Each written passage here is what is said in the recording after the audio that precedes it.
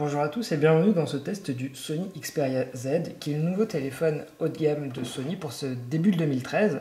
Alors, il se caractérise par un écran 1080p, un processeur quadruple cœur et un capteur derrière de 13 mégapixels. C'est donc vraiment un très haut de gamme que nous fournit ici Sony. Et donc, on va regarder ce téléphone qui se distingue par son design, qui est entièrement en verre. Et la particularité justement de ce design, c'est qu'il y a du verre sur toutes les faces, que ce soit autant les tranches que l'arrière, à l'inverse d'un Nexus 4 où il n'y en a que sur l'arrière et l'avant. Alors, bien évidemment, la question de la résistance peut se poser. Sony ne communique pas sur le type de verre qui est utilisé, mais a priori c'est du Dragon Trail qui est au moins aussi efficace que du Gorilla Glass 2. Ensuite, il faut savoir que Sony a mis sur les faces avant et arrière des films de protection. Ils le font à chaque fois et donc ça va à nouveau protéger le téléphone.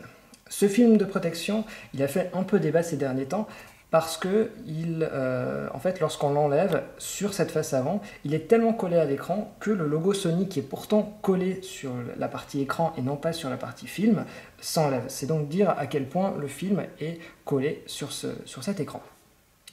Donc là, on va regarder le téléphone, qui est donc ici disponible en version violette, mais il existe aussi des versions blanches et noires, donc j'aurais plutôt tendance à opter vers les deux autres, sachant que si vous n'aimez pas trop les traces de doigts, en l'occurrence une version noire, c'est pas forcément la bonne idée, parce que justement, on arrive à les voir très facilement.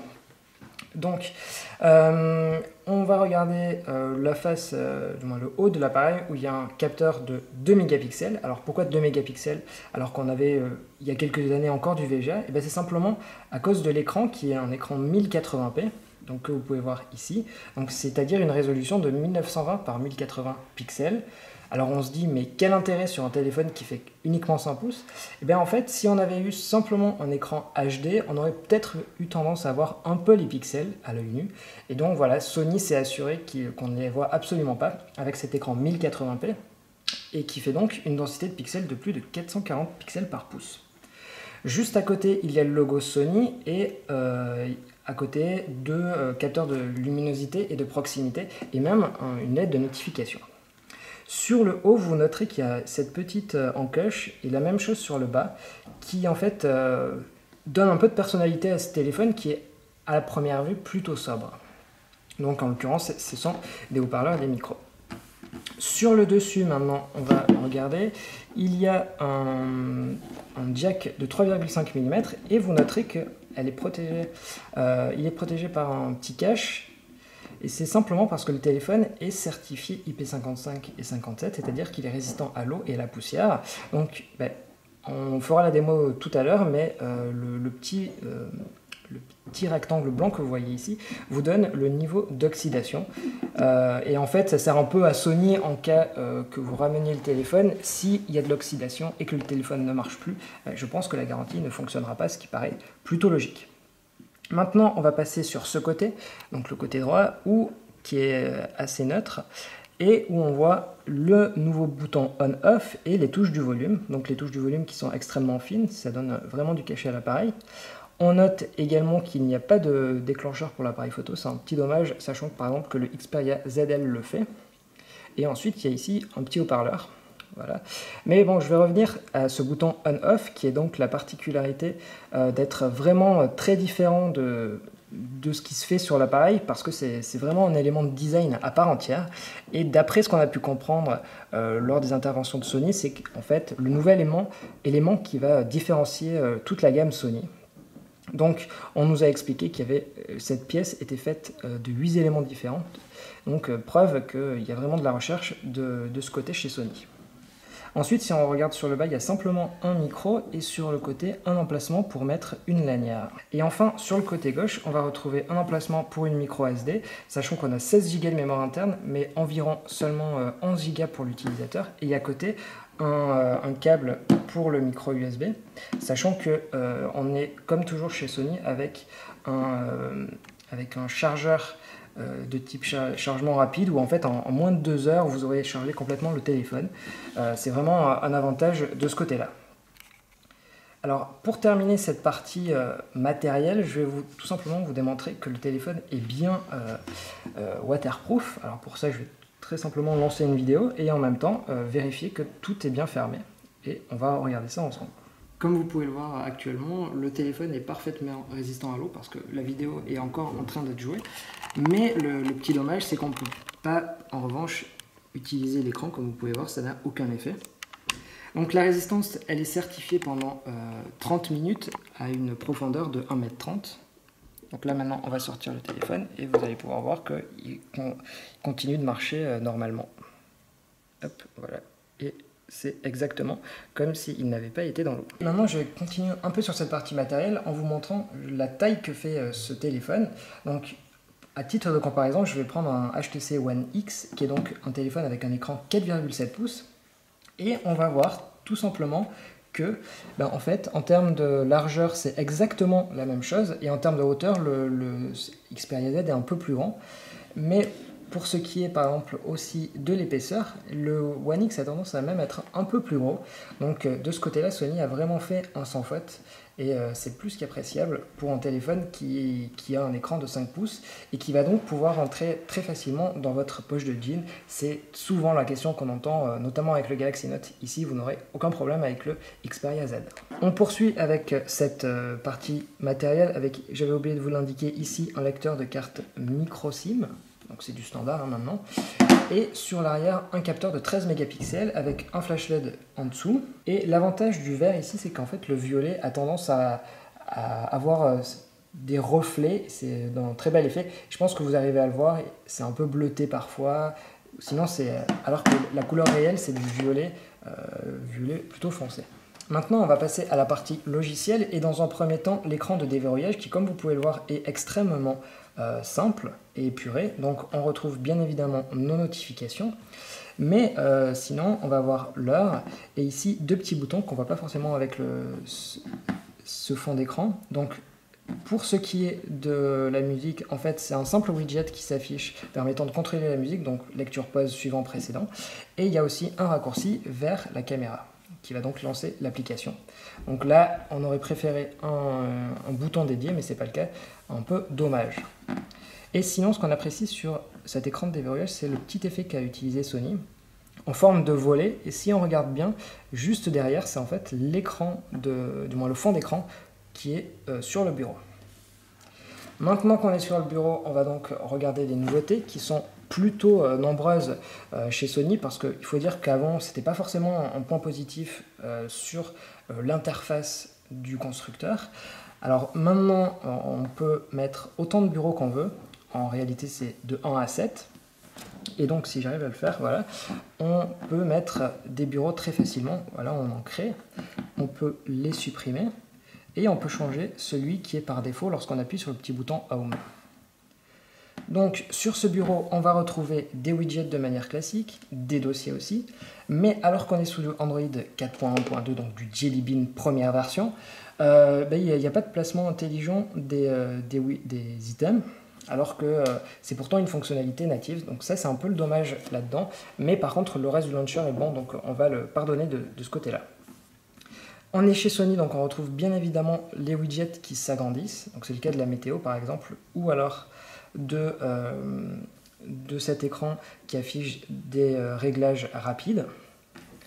Ensuite, si on regarde le lanceur d'application, il y a la particularité de pouvoir créer des dossiers à l'intérieur même, voilà, de ce lanceur. Donc ça c'est plutôt pratique et on a accès également à plusieurs tris différents et un raccourci pour désinstaller les applications.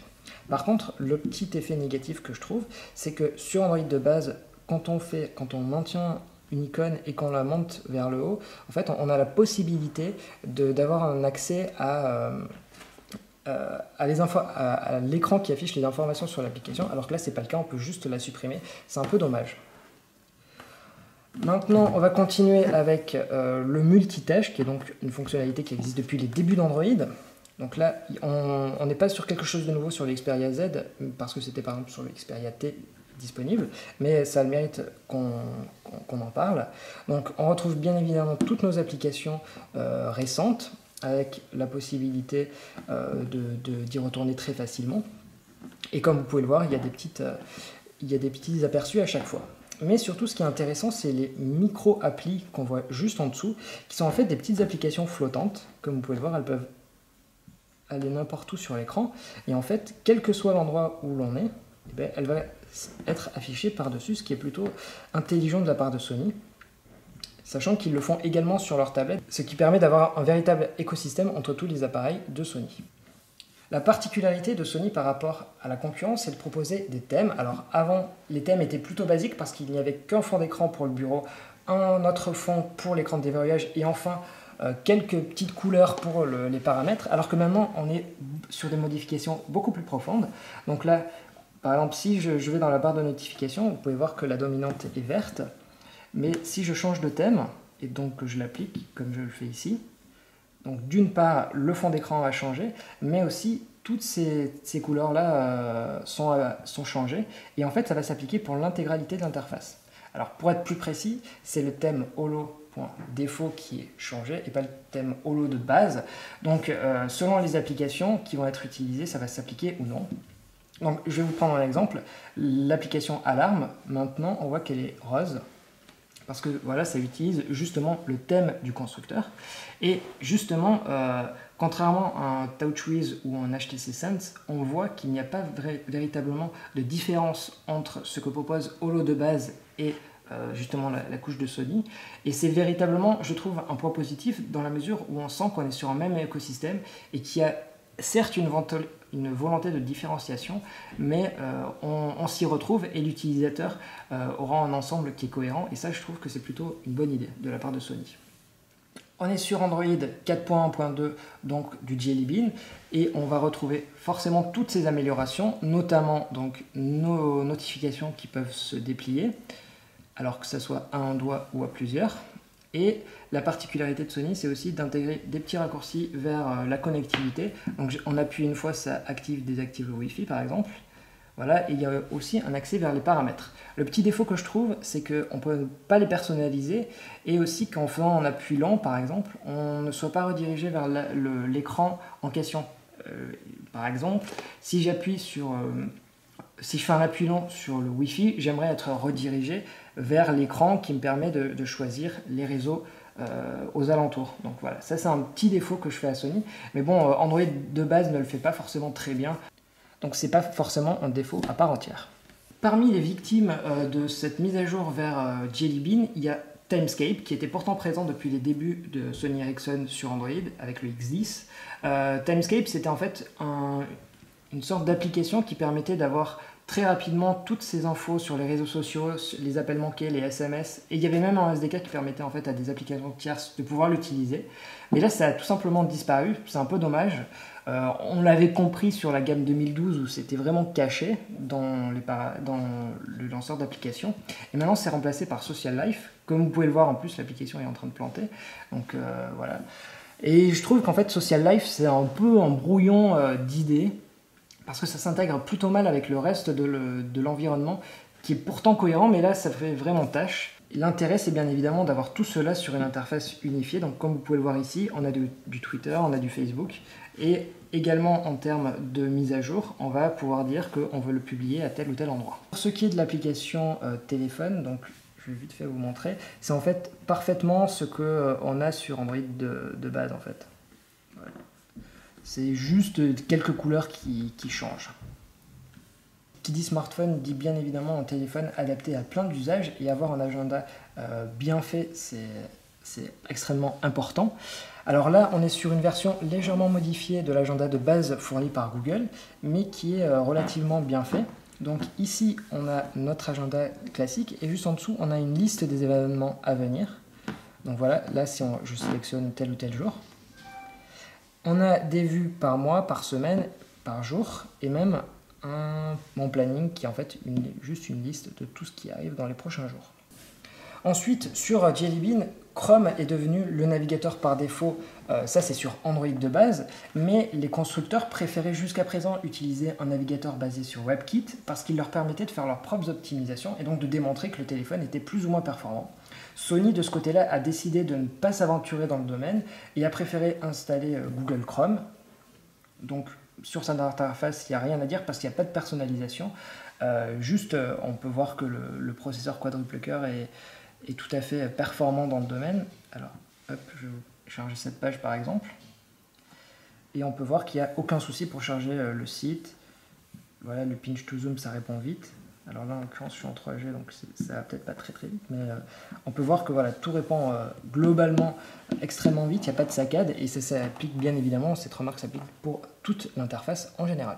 Il est maintenant temps de parler de l'appareil photo, qui est donc un capteur Exmor RS, qui a ici la particularité de pouvoir filmer en HDR. Donc HDR, c'est pratique pour lorsqu'il y a du contre-jour, parce que justement, ça va permettre de le supprimer. Mais avant de parler de ça, on va regarder cette nouvelle application appareil photo qui a subi quelques changements. Donc, tout d'abord, il y a l'introduction du mode automatique supérieur. En réalité, c'est un mode automatique classique, il n'y a rien de supérieur là-dedans. Je trouve que c'est pas forcément très bon dans la mesure où pour une même photo que vous allez prendre exactement au même moment, à 1 seconde d'intervalle, les couleurs vont être différentes alors que c'est pourtant censé être un mode automatique qui fournit à peu près les mêmes images.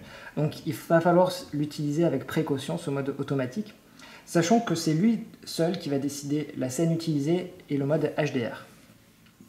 Auquel cas, si ça ne vous plaît pas, vous avez alors le mode normal qui vous offre toutes les caractéristiques, par exemple l'exposition, le HDR, le flash, l'exposition, la balance des blancs, etc., etc. Vous avez aussi la possibilité d'utiliser des scènes de manière classique comme on a généralement l'habitude de le faire. Donc il y a plein de scènes qui sont prédéfinies, comme vous pouvez le voir ici. Je ne vais pas vraiment m'attarder parce qu'il n'y a pas vraiment beaucoup à dire. Le mode Rafale sur le Sony Xperia Z est très basique dans la mesure où il ne consiste qu'à prendre une succession de photos. Donc là par exemple j'en ai pris 24 d'affilée, mais elles ne sont absolument pas triées. Du coup dans notre album on va se retrouver avec 24 photos très proches qu'il va falloir trier à la main. Et donc ça c'est peu ingénieux dans la mesure où la concurrence permet notamment de sélectionner la meilleure photo parmi X.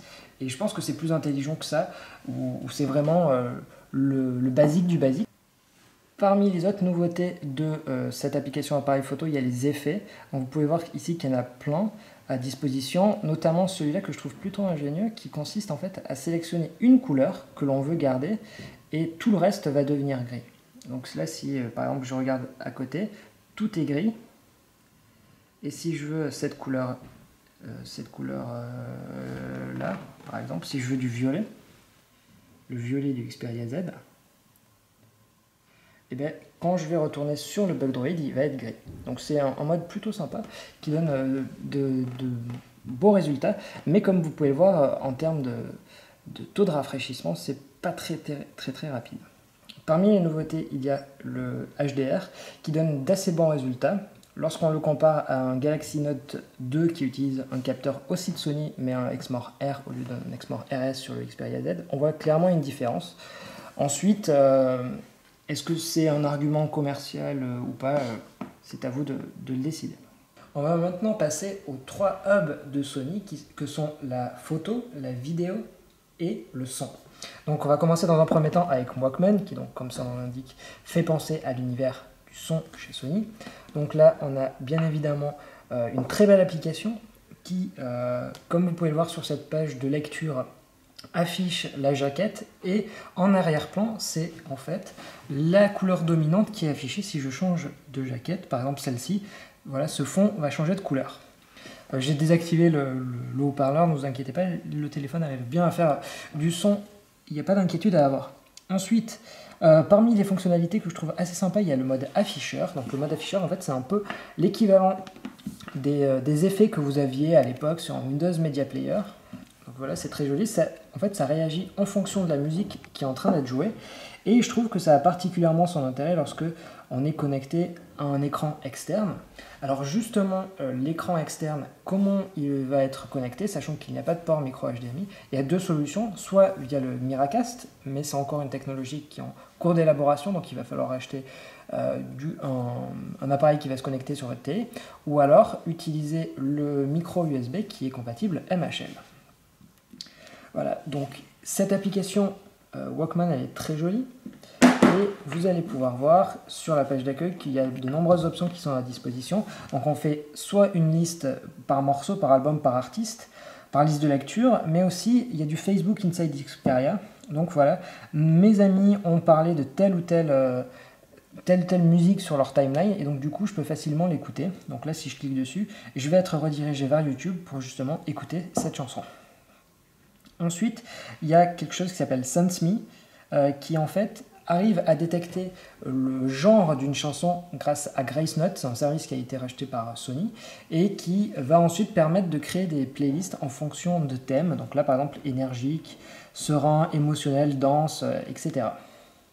Donc ça, vraiment, cette application, elle est très très bien faite, et comme toutes les trois autres applications, elle a la particularité d'être compatible DLNA, donc autant pour envoyer le contenu vers un périphérique externe que pour en recevoir. Donc là, sur le réseau, j'en ai pas, mais si j'étais sur un Wi-Fi avec un NAS par exemple, je pourrais tout à fait lire le contenu et sans avoir besoin de télécharger des applications tierces, ce qui est plutôt un bon point là-dessus pour Sony. Élément assez important chez Sony, ils ont rajouté un nouveau kit main libre sur ce Xperia Z. Alors ces intra-auriculaires, comme vous pouvez le voir, ils sont très très bien faits, avec une partie qui est dédiée au traitement sonore. Et juste à côté, vous allez retrouver, vu qu'il s'agit d'un kit main libre, du petit bouton classique qui va permettre en fait de répondre à des appels, vu qu'il y a un petit bouton dessus. Ensuite, il y a plusieurs mousses qui sont disponibles, et en fait la petite particularité de Sony que je trouve très intéressante et très astucieux, c'est en fait de mettre des couleurs en fonction de la taille des mousses, et donc de pouvoir bien utiliser les bonnes sans avoir à comparer. Donc ça fait gagner du temps, et je trouve que c'est très astucieux de la part de Sony là-dessus. Au niveau de la qualité sonore, il n'y a vraiment rien à redire. Il faut dire qu'en fait Sony y allait très très fort sur les paramètres. Donc on retrouve bien évidemment un equalizer classique, mais aussi des tonnes de réglages à disposition, comme vous pouvez voir ici, qui vont à la fois modifier, et du moins plutôt améliorer le son, que ce soit pour le haut-parleur externe qu'avec le kit main libre. Donc c'est vraiment extrêmement bon de ce côté-là, et je trouve supérieur à la concurrence, notamment face à un Beats Audio qui lui va plutôt accentuer les basses, alors que là, chez Sony, on va plutôt accentuer le son en général, mais d'une belle manière. On passe ensuite à l'univers photo et vidéo grâce à l'application Album. Donc c'est exactement la même qu'on avait sur le Xperia Ion par exemple, et la particularité c'est qu'on peut zoomer, dézoomer, et vous pouvez voir que c'est extrêmement fluide, alors que ça reste tout de même des photos qui sont plutôt difficiles, qui sont vraiment un élément difficile pour le processeur à calculer.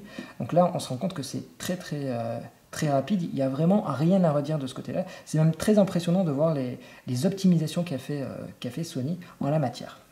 Donc là, si on clique sur une image au hasard, on a la possibilité de la partager, ça c'est classique, mais on peut aussi faire la modifier. Donc ça, par contre, c'est un élément de base d'Android. Ils ne l'ont pas redéfini, mais vu que ça faisait très bien son boulot, Sony n'a pas pensé utile de le modifier. Et ça paraît logique. Sur le bas, et si c'est disponible, vous avez un raccourci pour voir la localisation de la photo. Et justement, en allant vers Musalbum, il y a une fonctionnalité très sympa qui permet d'afficher toutes les photos de vos albums sur une carte. Donc là, je peux voir exactement où je suis allé avec le Xperia Z et où est-ce que j'ai pris des photos avec. Il y a la même chose avec un globe, mais qui est beaucoup plus restrictif parce que lui, il va se contenter d'afficher sur une zone globale. Là, en l'occurrence, c'est un pays. Et donc, voilà, si j'appuie dessus, je peux alors voir les photos que j'ai prises. Voilà. Et donc comme vous pouvez le voir, c'est à la fois des photos et à la fois des vidéos. On continue avec l'application Film qui est un peu moins élaborée que les autres, mais qui va utiliser GraceNote pour justement avoir des informations sur les films et vidéos qui vont être sur la carte SD ou alors sur la mémoire interne. Là, en fait, quand je clique, j'ai simplement mis Tron Uprising sur la mémoire interne et immédiatement, il a reconnu que c'était cette série et que c'était l'épisode 19, ce qui est plutôt de très très bon augure. Là, si je veux voir ce trailer, j'ai des informations là-dessus. Et donc là, si je fais chercher des informations, je fais OK, je vais alors avoir quelques détails supplémentaires sur ce film. Donc voilà, je dis que c'est celui-là. Donc ça charge les infos et immédiatement j'ai une description avec le réalisateur et le nom des acteurs. Le seul petit problème, c'est que c'est en anglais. Mais bon, voilà, on va les excuser parce que c'est tout de même une application riche et qui est pas assez inhabituelle de voir sur un téléphone d'un constructeur. Sony, c'est aussi une grande marque pour la division PlayStation et depuis quelques mois, on retrouve PlayStation Mobile, qui sont donc des jeux qui vont être disponibles à la fois sur la PlayStation Vita et sur certains smartphones qui vont être certifiés. C'est le cas de quasiment tous les Sony, des HTC One de HTC et certaines autres marques, notamment Asus ou la Wikipad de mémoire. Le seul problème, c'est que Sony fait énormément de communication autour de ce store, mais en fait, lorsqu'on a le téléphone, il n'y a tout simplement aucun raccourci vers cette fonctionnalité. Il faut alors aller sur Google et installer l'APK, et enfin, hop, on va pouvoir l'utiliser. Mais c'est vraiment dommage qu'on soit obligé de faire un parcours aussi complexe pour une fonctionnalité qui est pourtant mise en avant par le constructeur. Donc après, le store contient des applications et des jeux plutôt intéressants. J'ai pas vraiment eu l'occasion de tester, donc je pourrais pas vraiment vous dire, car la majorité du contenu est payant. Par ailleurs, le petit truc intéressant, c'est que vous allez pouvoir jouer sur 3 devices. Lorsque vous faites un achat, ça va être utilisable sur 3 terminaux différents. Et donc, une PlayStation Vita, un téléphone 1 et un téléphone 2, par exemple. Donc ça, c'est plutôt bien, même si le Play Store est beaucoup mieux dans la matière, car lui, c'est illimité pour lui. Donc il faut réfléchir et voir si, justement, ce jeu n'existe pas sur le Play Store de Google. Il y a une petite confusion qu'il ne faut pas faire entre les deux. En termes de performance, le Xperia Z est très bon. Le Nexus 4 utilise le même processeur qui est un Snapdragon S4 Pro. Et clairement, quand on compare les résultats, il y a vraiment une énorme différence entre les deux. Et bien évidemment, ce n'est pas forcément les benchmarks qui vont nous intéresser, mais c'est plutôt les performances, du moins la fluidité de l'interface. Et clairement, on voit qu'il n'y a rien à redire chez Sony. Et c'est donc même dommage de voir que le Nexus 4 est aussi mal optimisé pour un device qui est fait par Google. Et donc, voilà, il n'y a rien à redire sur cette partie performance qui va donc offrir un téléphone qui est durable. Donc certes, il coûte cher, mais vous allez être assuré que pour les prochains mois et années à venir, normalement, le téléphone sera toujours viable et ne sera pas dépassé. Ensuite, un élément important, c'est l'autonomie. Donc, comme vous l'avez peut-être remarqué, elle a baissé assez sensiblement depuis le début qu'on fait ce test, mais justement j'ai comparé par rapport à un Nexus 4 et le téléphone s'en sort bien mieux. Il est à peu près au niveau des hauts de gamme de 2012 qui n'étaient pas forcément les meilleurs en la matière. On peut tout à fait tenir une journée et ça va être aidé grâce au mode Stamina. Donc l'intérêt du mode Stamina, c'est de désactiver toute la connectivité sauf la réception d'appels et de SMS. Et même toutes les applications vont être fermées lorsque l'écran va être éteint ou verrouillé. Donc on va avoir clairement un téléphone qui, pendant cette période, ne fera que de la veille pour réceptionner les appels ou les SMS. Et donc l'autonomie va être excessivement bonne. J'ai essayé et lorsqu'on utilise d'écoute de la musique, par exemple avec l'écran éteint, on voit que quasiment le pourcentage de batterie n'a pas bougé, alors que chez les concurrents, c'est un peu différent. Donc ce mode, c'est pas forcément une exclusivité ni quelque chose d'unique sur les Sony, parce qu'il y a des applications sur le Play Store qui font la même chose, mais là, ça a le mérite d'être intégré de base sur un téléphone, et donc de permettre au plus grand nombre d'avoir ce genre d'optimisation. Le seul petit problème, c'est que ce n'est pas activé par défaut et que donc le grand public ne le verra pas forcément. Voilà ce que j'avais en gros à dire sur le Xperia Z, qui pour moi est clairement le meilleur téléphone de ce début d'année 2013. On a vraiment le meilleur des technologies, donc comme je vous l'ai dit, un processeur quadruple cœur, un écran 1080p, un capteur photo de 13 mégapixels, un design entièrement en verre et une étanchéité à l'eau. Vraiment, il n'y a absolument rien à redire là-dessus. Le design, alors certes, vous l'aimerez peut-être pas, mais il suffit de le comparer à la concurrence et voir qu'on est sur des matériaux qui sont bien meilleurs, qui est donc du verre. On n'est pas sur du plastique qui vieillit un peu mal. Là, on est clairement assuré d'avoir un très beau produit du début jusqu'à la fin. Et d'ailleurs, Sony, dans sa communication, le vend vraiment comme un produit premium, un produit d'exception, comme on a pu l'entendre à de nombreuses reprises. Ensuite, pour ce qui est de la partie logicielle, il y a vraiment d'énormes efforts qui ont été faits par Sony, parce que je me rappelle avoir vraiment eu des bugs, des redémarrages sur les anciennes versions, sur les anciens téléphones, alors que là, il n'y a vraiment rien eu sur toute la période de test où j'ai pu avoir le téléphone, c'est-à-dire une semaine. Il y a donc vraiment des gros changements qui ont été faits en la matière, et ça, c'est plus qu'appréciable. Ensuite, pour tout ce qui est interface et univers, on est clairement sur une véritable différenciation de Sony qui nous propose certes ces hubs, mais en termes d'ergonomie et avec le thème Holo, on voit qu'il y a assez peu de différence entre les applications du Play Store et les applications de Sony. Voilà, il y a vraiment une cohérence sur tout cet aspect logiciel et vraiment j'ai aimé ça. Et vraiment à titre personnel, pour comparer avec l'année dernière, le Xperia S, je trouvais le design très très beau, mais le logiciel ne suivait pas. Alors que cette année avec le Xperia Z, on a vraiment à la fois le meilleur du design et le meilleur du logiciel. Alors pour moi c'est un très bon compromis. On ne sait pas encore ce que va donner la concurrence, notamment HTC qui va faire une annonce sous peu, et Samsung qui dégainera bientôt son Galaxy S4, mais clairement, à l'heure actuelle, on a le meilleur téléphone du marché ici. Alors certes, il est à 650 € et c'est vraiment à mon goût très cher, parce que clairement, dès lors que les concurrents vont arriver, le téléphone va baisser. Donc, je vous conseille, si vous pouvez, d'attendre, non pas pour voir la concurrence, mais pour voir son prix baisser, parce que ce téléphone vaut vraiment le coup.